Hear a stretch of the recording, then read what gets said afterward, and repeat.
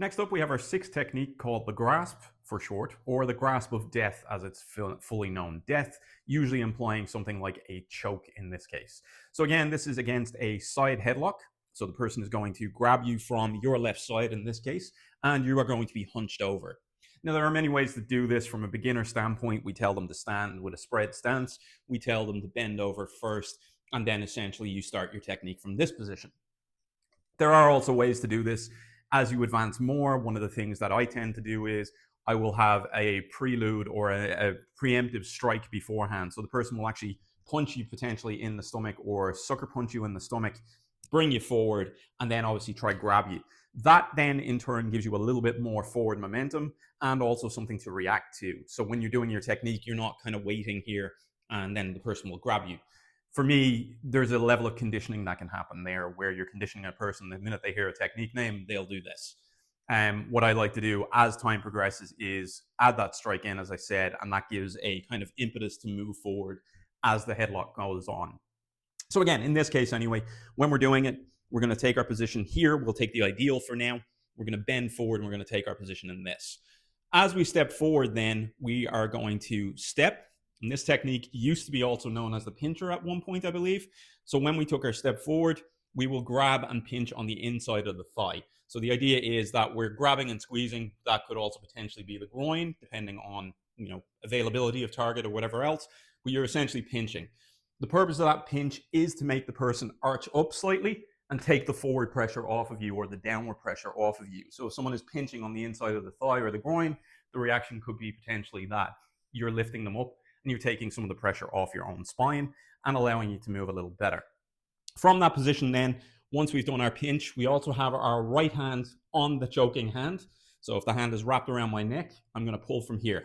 So as I step, I'm securing this to allow some airway and also turning my head to allow a little bit more space. Once we get to here, we're going to take a step forward and we're going to bring the right arm over our head. As we do that, we're going to step to essentially a straight arm lock or straight arm bar, depending on how you do it, standing arm bar, from here. And then we're going to check on the elbow and we're going to punch to the back of the head here. Once we do that, we're going to leave. Okay? So again, we're going to take our step forward. We're going to take it from this position first, secure the hand, step, and we're going to pinch inside the leg. From this point then, we're going to take this over our head. And as we step, we're going to put on that straight arm lock.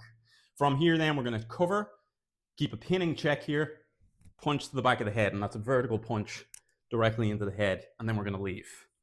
Now, there is a slight difference in this. There is another variation that we can also do here, which is when we step in, instead of going straight through into a lock, into a neutral stance, we can also do this like a leg sweep and drive that leg back, taking the person down from here. That can be a bit difficult depending on the level of the beginner or the new student that we're teaching. So again, sometimes the step through is a little easier, but if you have the ability or the student is able to pick up on it, we would come to essentially a cat stance, drive back to a forward bow while buckling out the back leg. So from here then, we have our punch and we have our leave.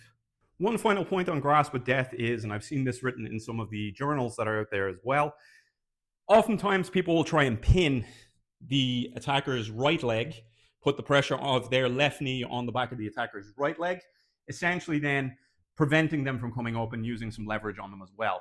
I have seen this technique written where that doesn't actually happen, and essentially you're being pulled forward. So the right step is literally to prevent you from being pulled towards the ground. It is naturally going to happen if you're being pulled forward and around. And the pinch is to prevent, as we've said, that downward movement or continued downward pressure. So from here, by squeezing, you're lifting up. So there are two ways there as well on that. You can step in and pin on the back of the leg, or we can avoid the pin on the back of the leg and just go straight for the pinch. So there are options. There are different ways of doing these techniques as always. The way I would typically teach it is, as we're standing here, we would step in, we would then do our pinch from here, step forward into our arm lock, straight punch to the head, and then we leave.